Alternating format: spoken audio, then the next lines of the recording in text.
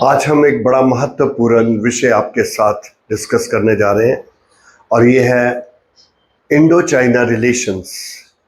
भारत चीन के आपसी संबंध जो हैं ये प्राचीन काल से चले आ रहे हैं और महाभारत में भी इसका जिक्र मिलता है। जब हम मौर्य काल में आते हैं तो अर्थशास्त्र जैसे कौटिल्य ने लिखा उसमें भी जिक्र मिलता है कि किस प्रकार चाइना से सिल्क आया करती थी और ये कपड़ा बड़ा महंगा हुआ करता था। ये चाइना के साथ जो संबंध है एक नया मोड़ लेते हैं जब मौर्य काल आता है, क्योंकि चाइना एक ऐसा देश है जिसने अपने आप को दुनिया से बिल्कुल अलग थलग रखा। इसे एनक्लोज्ड कंट्री कहा जाता था। ये किसी से भी बाहरी देश से मिलता नहीं था। और जब मध्य एशिया के देशों ने चीन के ऊपर आक्रमण करने शुरू किए तो चीन के राजाओं ने एक बहुत विशाल दीवार का निर्माण कराया जो ग्रेट वॉल ऑफ चाइना के नाम से जाने जाती है और जिसको 7 वंडर ऑफ वर्ल्ड्स में गिना जाता है। ये इतनी विशाल दीवार है, दीवार किलानुमी दीवार है और ये चंद्रमा से भी दिखाई देती है। इसकी लंबाई 21,000 किलोमीटर से भी ऊपर है और इसको बनाने में 2000 वर्ष लगे। बीसी में 200 बीसी में सेकेंड सेंचुरी बीसी में इसका निर्माण कार्य शुरू हुआ और 2000 साल इसको पूर्ण होने में लग गए। कई सदियां, कई डायनेस्टीज चाइना के राजाओं की गुजर गई, लेकिन चाइना की दीवार बनती गई। और इसका मुख्य उद्देश्य यही था कि जो मिडिल ईस्ट से, मध्य भारत से, ईरान, इराक, अफगानिस्तान, यहां से जो हमलावर जाके चीन में आक्रमण करते थे, लूटपाट करते थे, इनकी एंट्री को बंद किया जाए, रोका जाए और ये बहुत हद तक सफल रहे।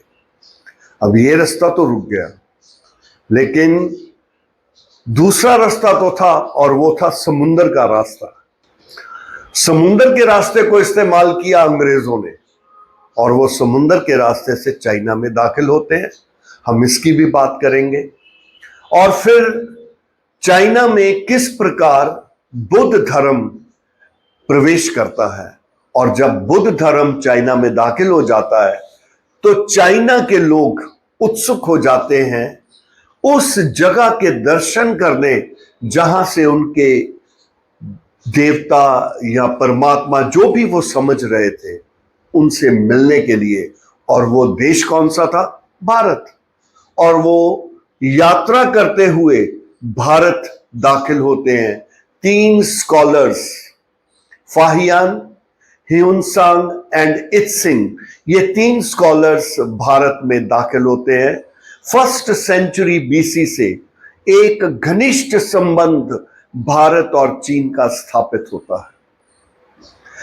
दोस्तों, जो विद्यार्थी इस समय कंपटीशंस की तैयारी कर रहे हैं उनको ये जो प्रश्न है ये इतिहास के विषय का भी है और जनरल नॉलेज में भी आता है। बहुत से क्वेश्चन ऐसे हैं जो 2 नंबर में पूछे जाते हैं, कुछ 3 नंबर में, कुछ 5 नंबर में। ये ऐसे टाइप क्वेश्चन बहुत कम आता है, लेकिन छोटे छोटे वृतांत इनके पूछे जा सकते हैं। ऑब्जेक्टिव टाइप में तो इसमें बहुत सारे प्रश्न हैं जो पूछे जाते हैं। चाइना और भारत का संबंध व्यापार से शुरू होता है। मैंने अभी आपसे बात की, सिल्क भारत आती थी। सिल्क के साथ साथ चीन के जो व्यापारी थे अपने साथ चीनी के बर्तन, पोर्सिलेन, आज भी हम चीनी के बर्तन में खाना खाते हैं, ये वो बर्तन लेके आया करते थे। कागज चीन का, चीन ने सारी दुनिया को कागज दिया है। कागज के साथ साथ वो अपने और भी बनाई हुई चीजें जैसे कांच की बनी हुई चीजें और अपनी कढ़ाई की और दवाइयां, जड़ी बूटियां वो लेके भारत आया करते थे और इसका व्यापार करते थे। भारत से वो अक्सर गरम मसाले, हाथी और हाथी दांत की बनी चीजें, इसके अलावा कांसे की बनी हुई, धातुओं की बनी हुई चीजें, केसर, संदल, संदलवुड, ये सब चीजें वो अपने साथ चीन लेके जाया करते थे। और इस प्रकार भारत और चीन का व्यापार हुआ करता था। को जान के हैरानगी होगी कि एक सिल्क रूट है, मैप में आप पीछे देख सकते हो, एक सिल्क रूट था जो चीन से चलता हुआ खैबर दरिया को पार करते हुए अफगानिस्तान, ईरान, इराक और वहां से होता हुआ इजिप्ट और इजिप्ट से ग्रीस और यूरोप की तरफ चले जाता था। एक रास्ता ईरान, इराक से होता हुआ, अफगानिस्तान से होता हुआ पाकिस्तान, आज का पाकिस्तान, पहले तो भारत ही था, और वहां से होता हुआ ये सारा पंजाब को क्रॉस करके उत्तर प्रदेश, बिहार में दाखिल होते थे। और इस प्रकार चीन भारत के साथ सदियों से व्यापारिक और सांस्कृतिक तौर पर जुड़ा हुआ था, और सांस्कृतिक से भी अधिक धर्म के कारण जुड़ा हुआ था। आज हम इसका अध्ययन करने जा रहे हैं। सबसे पहले संक्षेप में, क्योंकि चीन जो कि एक एनक्लोज्ड कंट्री था, जो किसी से बात नहीं करता था और किसी को अपने पास आने नहीं देता था, उसके विद्वान भारत आ रहे हैं। कारण क्या था? कारण था एक ही, और वो था बुद्ध धर्म, महात्मा बुद्ध। आओ हम महात्मा बुद्ध के बारे में थोड़ा सा जाने। महात्मा बुद्ध का जन्म 623 बीसवी में हुआ। ये लुम्बिनी, जो कि कपिलवस्तु के पास है, नेपाल में है, और यूपी की तराई का इलाका ये लगता है। इसके पिता शुद्धोदन थे, इनकी माता का नाम महामाया थी। जब इसकी माता महामाया गर्भवती हुई तो उसको रात को स्वप्न में एक सफेद हाथी आया जिसकी 6 सूंड थी, और उसे लगा कि वो उसके शरीर में प्रवेश कर गया। और माना जाता है कि ये जो आने वाला जो भी संतान है, ये कोई विशेष व्यक्ति है जो जन्म लेने जा रहा है। महामाया अपने मायके में थी, वो मायके से अपने ससुराल आ रही थी। रास्ते में उसे प्रसव की पीड़ा लगी। उसने साल वृक्ष के नीचे एक बालक को जन्म दिया जिसका नाम सिद्धार्थ रखा गया। 7 दिन के बाद महामाया की मृत्यु हो गई, और उसका लालन पालन उसकी मौसी, सिद्धार्थ की मौसी गौतमी ने किया। इसीलिए बाद में जब सिद्धार्थ को ज्ञान की प्राप्ति हुई तो उसे गौतमी पुत्र के नाम से भी जाना जाता है। सिद्धार्थ जब अपने पिता शुद्धोदन से मिले, जो कपिलवस्तु के शाक्य क्लैन, कपिलवस्तु शाक्य क्लैन, शाक्य कबीले के मुखिया थे, और इसीलिए गौतम को शाक्य मुनि भी कहा जाता है। शाक्य क्लैन के मुखिया थे। उन्होंने पंडितों को दिखाया और उन्होंने भविष्यवाणी की, या तो ये बच्चा चक्रवर्ती राजा बनेगा और या एक महान साधु।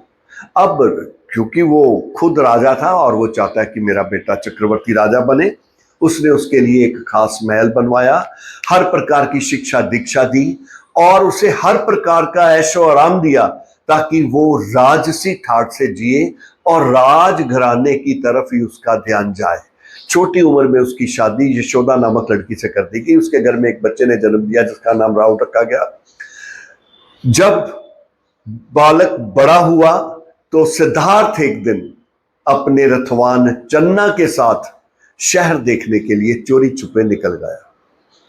बिना किसी को बताए वो शहर दाखिल हुआ। वहां पे उसने 4 दृश्य दिखे, 4 ग्रेट साइट्स, 4 महान दृश्य। एक बूढ़ा व्यक्ति जिसका परिवार ने बाहर निकाल दिया था। दूसरा बीमारी से ग्रस्त व्यक्ति, शायद उसे बड़ी गंभीर बीमारी थी इसलिए उसे निकाल दिया गया। तीसरा एक शव यात्रा, और चौथा एक साधु जो नाचता गाता जा रहा था। अब सिद्धार्थ अपने चन्ना रथवान से पूछता है कि बूढ़ा व्यक्ति कौन है। वो कहता जी ये वो व्यक्ति है जिसने सारी उम्र अपने बच्चों का लालन पालन किया, लेकिन आज इसके बच्चों ने इसको घर से निकाल दी है। और ये जो बीमार आदमी है, इतनी बीमारी, उसने कहा जीवन है, जीवन में बीमारियां लग जाती हैं और यही जीवन का दुख है। संसार में दुख सुख चलते रहते हैं। और जो शव यात्रा थी, उसने कहा जैसे हम जन्म लेते हैं वैसे हम मर भी जाते हैं, और इनकी मृत्यु हो गई है। और वो जो साधु था, उसने संसार त्याग दिया है, सत्य की खोज पे निकल पड़ा है। बस ये चार दृश्य सिद्धार्थ के दिमाग को घर कर गए और उसने उसी दिन निश्चय कर लिया कि वो घर का त्याग कर देगा, और इसे कहते हैं महात्याग। उसने 29 वर्ष की आयु में अपनी पत्नी और सोए हुए बच्चे को छोड़कर घर का त्याग कर दिया और जंगलों में चला गया। और जंगलों में उसे दो गुरु मिले, अलार एंड उदार। अलार एंड उदार, इन दोनों गुरुओं ने इन्हें शिक्षा दी और ज्ञान देने की कोशिश की, लेकिन महात्मा बुद्ध की प्यास को कौन बुझाए। और वो आगे चल पड़े और सत्य की खोज में उन्होंने कठोर तप किया। 6 साल की तपस्या के बावजूद उन्हें कोई ज्ञान नहीं मिला। एक दिन वो संकल्प कर एक बौड़ के पेड़ के नीचे बैठ गए, ये संकल्प लेके कि मैं अब जब तक ज्ञान नहीं मिल जाता मैं उठूंगा नहीं। 49 दिन 49 days he kept sitting under that tree without taking any food and water and he fell down unconscious। वहां से एक लड़की गुजर रही थी जो गडरिया थी, भेड़ बकरियां चराती थी। उसने देखा कि एक साधु गिरा पड़ा, उसने उसे उठाया, दूध का गिलास पिलाया, साधु को होश आया और सिद्धार्थ उस दिन महात्मा बुद्ध बन गए, महात्मा गौतम बन गए। वो उस दिन Tathagata, the person who had attained truth, जिसने सच को पा लिया है, निर्वाण मोक्ष, उसको ज्ञान की प्राप्ति हुई।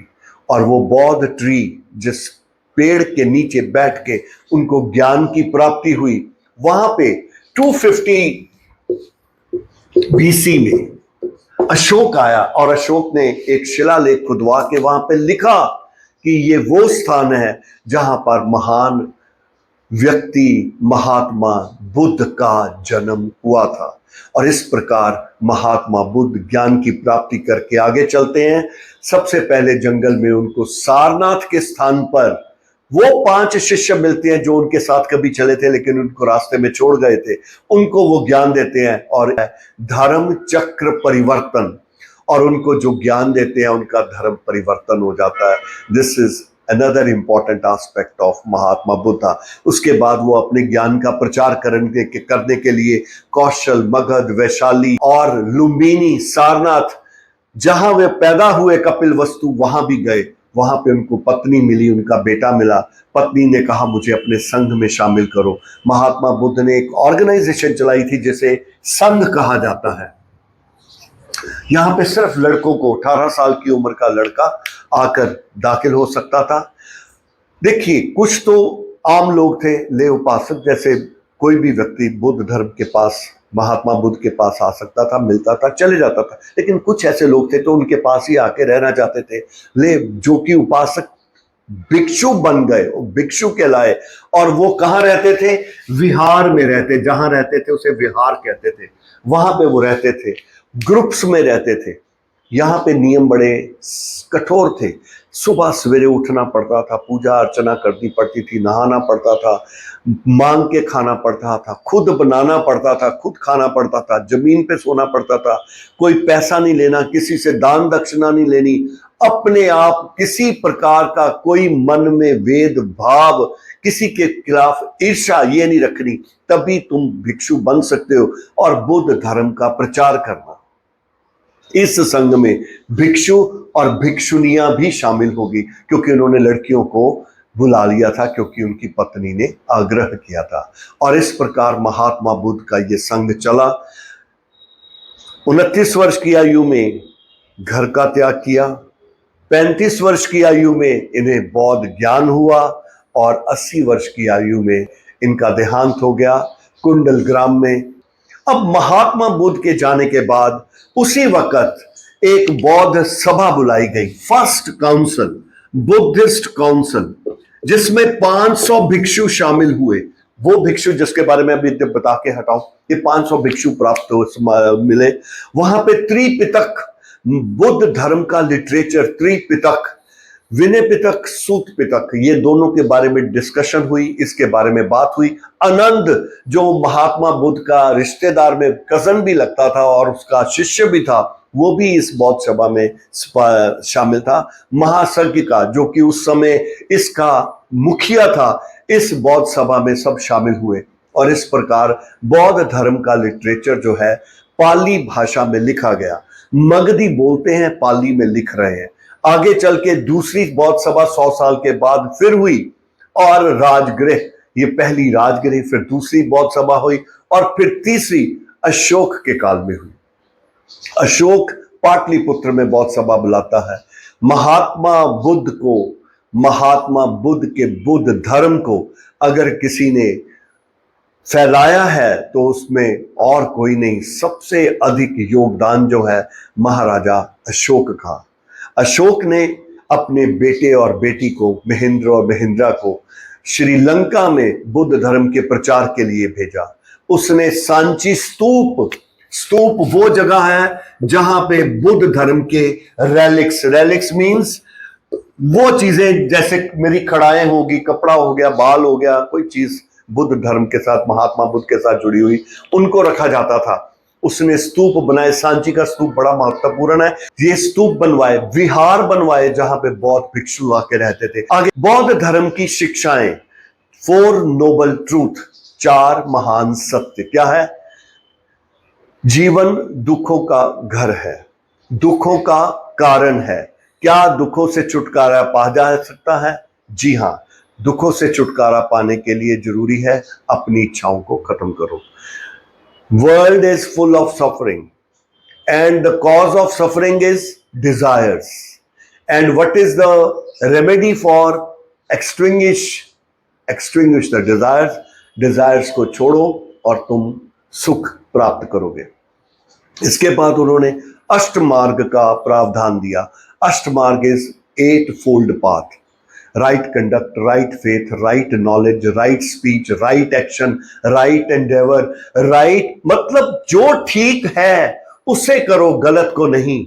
महात्मा बुद्ध के शब्दावली में जब लोगों ने पूछा इनसे, जो 5 शिष्य थे, वो उससे पूछते हैं, महात्मा जी क्या आपको भगवान मिले? क्योंकि जा तो हम सत्य की खोज, भगवान की खोज के लिए जा रहे हैं। महात्मा बुद्ध चुप। यहां पे मैं आपको एक बात बता दूं, महावीर जैन से भी यही प्रश्न पूछा गया था 13 साल के बाद, जब वो ज्ञान की प्राप्ति करके बाहर आते तो उनसे पूछते क्या भगवान है? महावीर जैन कहते हैं no, there is no god. Mahatma Buddha diplomat है, ये चुप है। ये about the existence of god he doesn't say anything. उनसे पूछते स्वर्ग नरक, he doesn't say anything. Neither he believes in heaven nor in purgatory और हेल।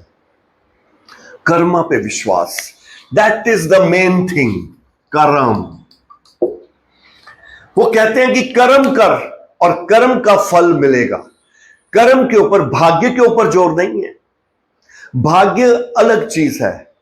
देखिए सनातन धर्म में भाग्य, लक, ये जो है इसकी कोई वैल्यू नहीं।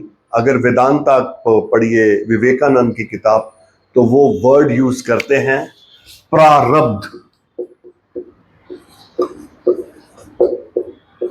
प्रारब्ध, प्रा भाग्य प्लस पुरुषार्थ।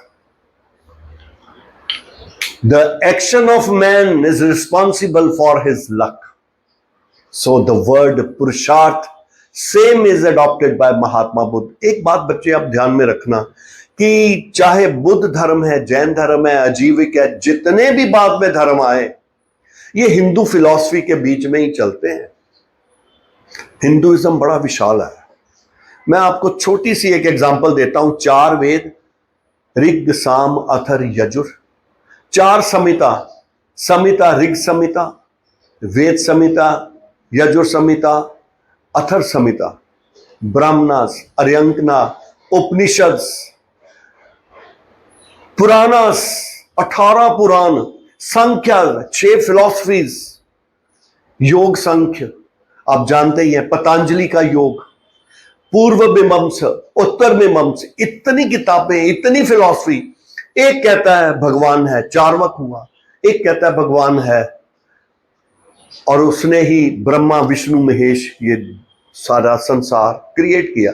दूसरा कहता है there is no God, man is born out of atom and dies into atom. तीसरा कहता है ये शरीर है, इसके बीच में जो स्पिरिट है वो जीती और मरती है, मतलब spirit takes rebirth. Mahatma Buddha also believes in rebirth. Heaven और hell, one believes in heaven और हेल। जो हम कर्म करेंगे हमें यहां नहीं ऊपर फल मिलेगा, और जो मेरा दूसरा जन्म होगा मेरे पिछले कर्मों का फल होगा, पिछले कर्मों का फल होगा। जताकास, एक वर्ड यहां पे आता है जताकास। ये वो स्टोरीज हैं जो महात्मा बुद्ध के जन्म के पुराने जन्म की बातें करती है। इसका मतलब महात्मा बुद्ध जो पुराने जन्म में, पुनर्जन्म में मान रहे हैं। महात्मा बुद्ध का ये जो धर्म है ये 2 भागों में बट गया, हीनयान, महायान। मैं छोटी सी बात करते हुए इस विषय को खत्म करना चाहता हूं। हीनयान, लेसर व्हीकल, ये वो लोग थे जो महात्मा बुद्ध को इंसान या गुरु मानते, उसे भगवान का रूप नहीं मानते। पाली भाषा में शिक्षाएं देते हैं, जो आपको मैंने बताया, विनय पिटक, सूत पिटक, ये जो ग्रंथ है, लिटरेचर है, ये इसी समय काल में लिखे गए। आनंद इनका कंटेम्पररी है जो लिखता है, ये सब पाली भाषा में लिखे गए, आम लोगों की भाषा में, इसीलिए बुद्ध धर्म प्रचलित हो सका। ये हेवन और हेल में विश्वास नहीं करते, ये भगवान की होंद में भी विश्वास नहीं करते। और महायान जो हर्षवर्धन के काल में ज्यादा प्रचलित हुआ, कनिष्क ने भी उसको सपोर्ट किया, और वो क्या करते हैं, महात्मा बुद्ध को भगवान बना देते हैं। कनिष्क के समय में महात्मा बुद्ध की स्टैचूज बनने शुरू हो जाते हैं। अगर हम ऋग्वेद और उत्तर वैदिक काल दोनों को देखें, वैदिक काल और उत्तर वैदिक काल, तो हमें भगवान मिलते हैं, ब्रह्मा, विष्णु, महेश, वरुण, इंद्र, उषा, रात्रि, so many gods and goddesses are there, only in name, there is no shape. हवन मिलता है, बलि प्रथा मिलती है, सामवेद, यजुर्वेद, ये बलि के साथ जुड़े हुए हैं। लेकिन बाद में मंदिर का निर्माण होता है, बहुत बाद में। लेकिन ये जो भगवान हैं ये सिर्फ कुदरती भगवान हैं, कुदरत की पूजा। जैसे बाद में गुरु नानक देव जी कहते हैं, एक ओंकार सतनाम करता पुरख निरभौ निर्वैर, अकाल मूरत अंजुनी सहबा गुर प्रसादे। Means the god is the universe, and here again the philosophy, one of the philosophy is that God is nothing but the universe. So different expositions, explanation of religion and God and goddesses is given. Deities, those who believe in reincarnation, they are talking of Krishna, Ram, Lakshman, etc. But afterwards, not at this age. So Mahatma Buddha, ये एक छोटा सा मैंने आपको इनके बारे में बताया। ये महात्मा बुद्ध जब चाइना पहुंच गए तो चाइना के लोगों की उत्सुकता जागी, यार चलो वो कौन सा देश है जहां से महात्मा बुद्ध आए थे, और वो महात्मा बुद्ध के लिए, क्योंकि अशोक की कार्य ने महात्मा बुद्ध को कहां पहुंचाया, Sri Lanka, Java, Sumatra, Indonesia, Tibet, Burma, Myanmar, China. और जो कनिष्क आता है, ये शक जो आते हैं ये मध्य एशिया से आते हैं, ईरान, इराक, अफगानिस्तान, इस तरफ बुद्ध धर्म फैला देते हैं। और हर्षवर्धन जब गिर रहा था इस बुद्ध धर्म को बचाते हैं, क्योंकि वो भी एक सभा बुलाते हैं जिसमें बौद्ध सभा, बौद्ध भिक्षुओं को इकट्ठा करके उनके साथ वार्तालाप करते हैं। सो बुद्धिज्म की अगर सफलता हुई तो उसको सफल बनाने वाले ये 3 राजा थे जिन्होंने बड़ी महत्वपूर्ण भूमिका निभाई। और आओ अब हम आगे चले फाहियान।